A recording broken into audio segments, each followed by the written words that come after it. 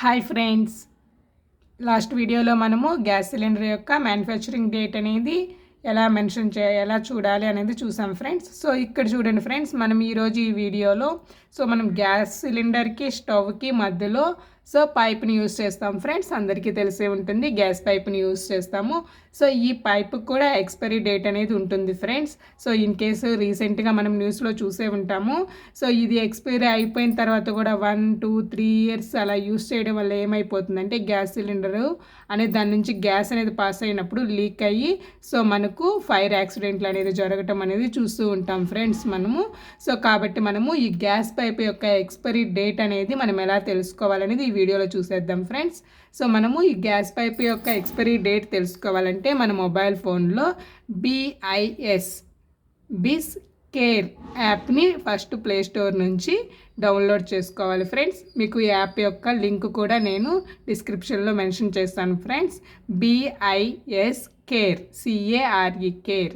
BIS care యాప్ని play store నుంచి download చేసుకుంటాం ఫ్రెండ్స్. డౌన్లోడ్ అయిపోయాక దాంట్లో వెరిఫై లైసెన్స్ డీటెయిల్ అనే ఆప్షన్ ఉంటుంది ఫ్రెండ్స్. మనం వెరిఫై లైసెన్స్ డీటెయిల్స్ ఆప్షన్ని క్లిక్ చేశాక అక్కడ మనకు ఇక్కడ చూడండి ఫ్రెండ్స్, CML అని నెంబర్ని మెన్షన్ చేస్తున్నారు గ్యాస్ పైప్ మీద.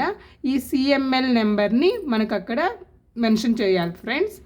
ఎప్పుడైతే మనము వెరిఫై లైసెన్స్ డీటెయిల్స్ అనే ఆప్షన్ని క్లిక్ చేశాక CML నెంబర్ అడుగుతుంది. CML నెంబర్ మన పైప్ మీద ఉన్న 855870 నెంబర్ని ఎంటర్ చేసాము అంటే ఈ పైప్ యొక్క గ్యాస్ పైప్ అనేది ఎప్పుడు మ్యానుఫ్యాక్చరింగ్ అయింది, దాని ఎక్స్పైరీ డేట్ ఎప్పటి వరకు ఉంది, దాన్ని ఎప్పటి వరకు యూస్ చేయాలి, ఏ కంపెనీ మ్యానుఫ్యాక్చరింగ్ చేసింది, ఫుల్ డీటెయిల్స్ మొత్తం మనకు చూపించేస్తుంది ఫ్రెండ్స్.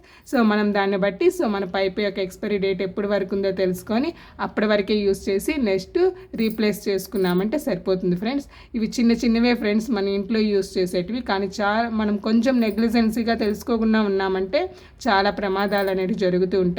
కాబట్టి మనం ఈ ఎక్స్పైరీ డేట్ని చూసుకొని ఒకసారి దాని ఎక్స్పైరీ డేట్ అయిపోయాక రీప్లేస్ చేసుకుంటే మంచిది ఫ్రెండ్స్.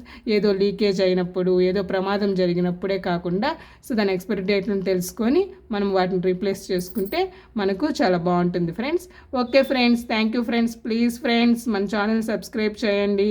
Thank you friends.